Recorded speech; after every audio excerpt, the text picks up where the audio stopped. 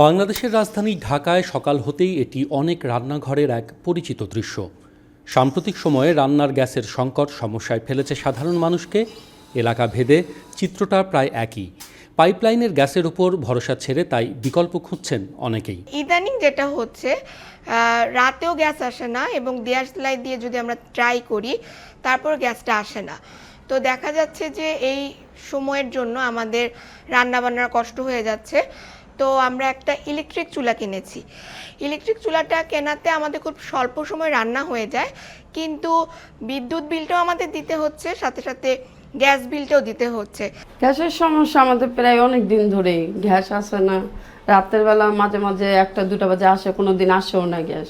তখন এই যে কারেন্টের চুলা রান্নাবান্না করি। এই দুজনের মতোই ঢাকার অনেকেই আর পাইপলাইন গ্যাসের উপর নির্ভরশীল নন। বিভিন্ন সময় গ্যাসের সংকট মাথায় রেখে বিকল্প ব্যবস্থায় ঝুঁকতে হচ্ছে তাদের। সংকট থেকে বাঁচতে রাজধানীবাসীর অন্যতম ভরসা এখন এলপিজি সিলিন্ডার এবং নানা পদের বৈদ্যুতিক সরঞ্জাম।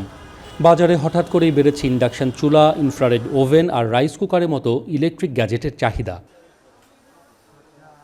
গ্যাসের সংকট সবারই প্রয়োজন মেটানোর জন্য একটা ইন্ডাকশন চুলা, একটা ইনফ্রারেড চুলা অথবা একটা রাইস কুকার, একটা কারি কুকার, এই ধরনের প্রোডাক্টগুলো সবাই নিচ্ছে। এখন অ্যাভেলেবেল, এটা সবার বাসায় লাগতেছে এবং নিচ্ছে। জানুয়ারি ফেব্রুয়ারি মাসে খুব বেশি ছিল, এখন গ্যাস না থাকার কারণে আগের চেয়ে একটু বাড়ছে, ওই রকম না। মানে আগে যেটা মনে করেন 5 পিস বেচতাম, এখন 10 পিস বেশি। পাইপলাইনে গ্যাসের বিল নিয়মিত ঠিকই দিয়ে যাচ্ছেন গ্রাহকরা, আবার এই গ্যাসের সংকটের কারণেই তাদেরকে বাড়তি টাকা গুনতে হচ্ছে। এই উভয় সংকট আসলে কি প্রভাব ফেলছে জনজীবনে? রান্নার মতো নিত্য প্রয়োজনে হুট করে এই বাড়তি ব্যয় সংসার খরচে তার প্রভাব কি অনেক বেশি? গ্যাস পাওয়া যায় না, গ্যাসের সংকটের কারণেই কেনা আর কি। আমার আয় তো আয়ের মতোই আছে, ওটা তো আর বৃদ্ধি পাচ্ছে না, কিন্তু আমার খরচ তো দ্বিগুণ বৃদ্ধি পাচ্ছে। একদিকে ইলেকট্রিক্যাল বিদ্যুৎ বিলও বেশি হচ্ছে, আবার অন্যদিকে গ্যাসের দামও বেশি হচ্ছে।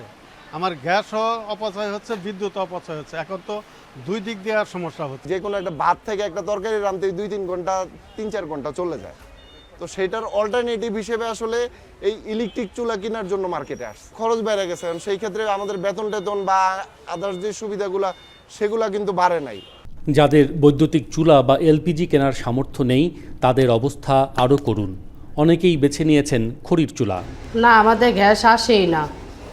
আমরা সিলিন্ডারে রান্না করি, নইলে লাকি সিলিন্ডার শেষ হয়ে গেলে লাকিতে রান্না করি। এই ধুমা দিয়া পুরা তলায় যায়। তো ওই লিগে লাকড়িতে রাঁধতে হয়, লাকড়ি তো পাওয়া যায় না, লাকড়ির দাম। গ্যাস না থাকলে লাকড়ি চুলা রাঁধতে শ্বাসকষ্ট হয়ে গেছে, মাথা ব্যথা। সম্প্রতি আমদানি করা এলএনজি সরবরাহে বিঘ্ন হওয়া গ্যাস সংকট বাড়িয়ে তুললেও কর্তৃপক্ষ জানিয়েছে আগস্টের প্রথম সপ্তাহ থেকে তা অনেকটাই নিয়ন্ত্রণে চলে এসেছে। কিন্তু প্রকৃত চাহিদার তুলনায় গ্যাস সরবরাহের ঘাটতি দীর্ঘদিনের। তাই বিভিন্ন সংকটে বিকল্প খোঁজার এই চ্যালেঞ্জ নাগরিকদের কতদিন মোকাবেলা করতে হবে সে প্রশ্ন থেকেই যায়।